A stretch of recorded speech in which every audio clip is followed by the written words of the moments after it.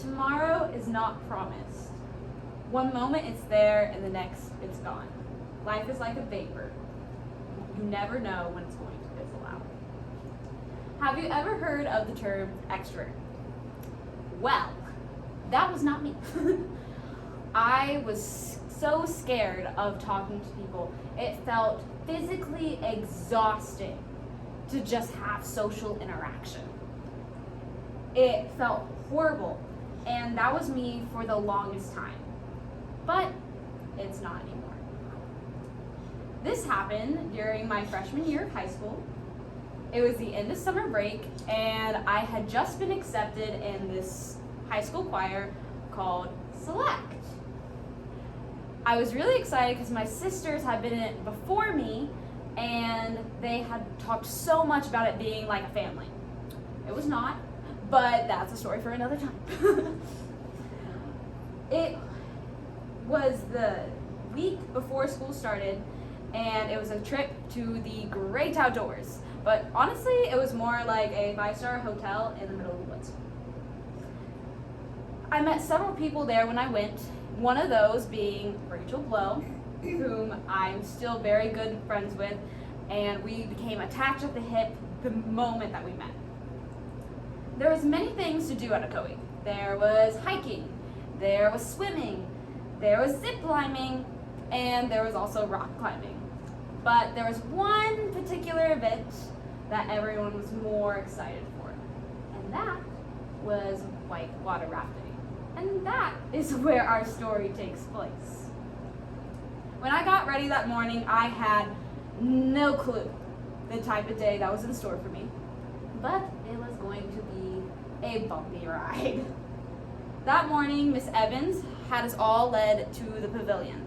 This way we could figure out who our instructor was going to be for that trip, as well as find out all the safety instructions we needed to know in order to survive if we happen to be thrown out of the raft. For the sake of this video, we're going to call one of these instructors Miss Green. So Miss Green was apparently the only instructor you did not want to get. And for some reason, life happened, and that is who I ended up getting. Why did no one want to have her as an instructor, you may ask? Because she was known for flipping boats. Gotta love that. Because she was known for flipping boats, no one wanted her. So I was a little nervous about it. But I assumed, hey, if I listen to everything my instructor tells me, I'll be fine. And that's what we all thought. Because unfortunately, everyone in my boat was new to whitewater rafting too. No one had ever went. There's only 3 simple instructions: forwards, backwards, and get down. Well, it seems simple, but my team did not get the memo, let's just say, and unfortunately, it did not go very well. And before we knew it, the time was up and we did not have any more time to practice in the calm rivers before we entered the White River. Miss Green was definitely getting frustrated, and her instructions kept going completely ignored. And once practice time was over, there was no more time to make mistakes.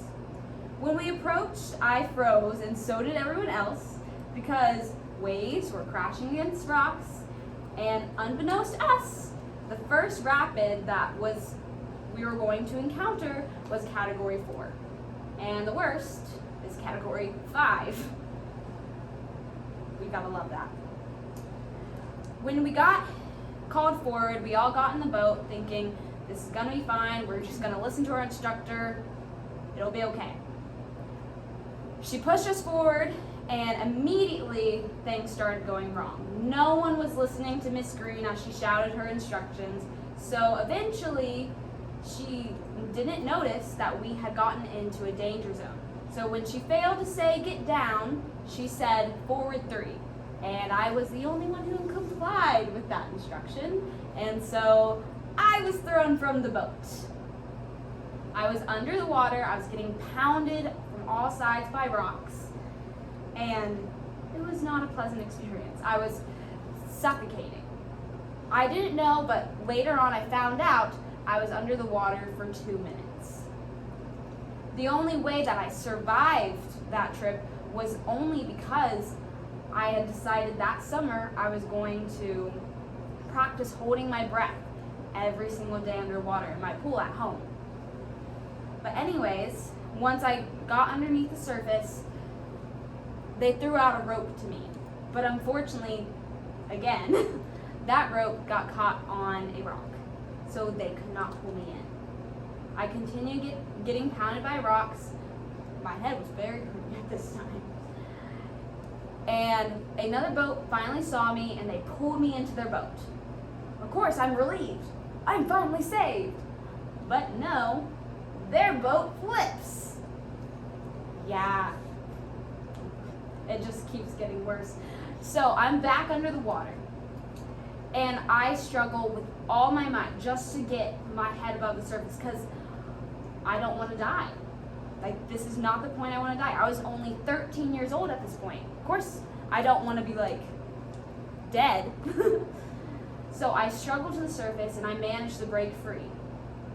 And when I break free, I notice a raft coming for me straight on. I realize if I go underneath this boat, I'm going to die. So when the boat comes, I brace myself. And when it does, I did not go under, but I had grabbed onto the front of the boat.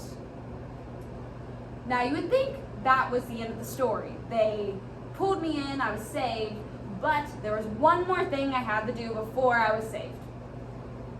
I had to scream, and they still did not hear me. So I had to do a legit pull-up just for these people to see my face and to pull me in. And that was the most strength I've ever had in my entire life. I would say it's a lot of adrenaline. I probably would have laughed in the moment because in the front of that boat was a little boy, and I can tell you right now, I scarred that kid for life. There's no possible way I did not. Like, his face, right.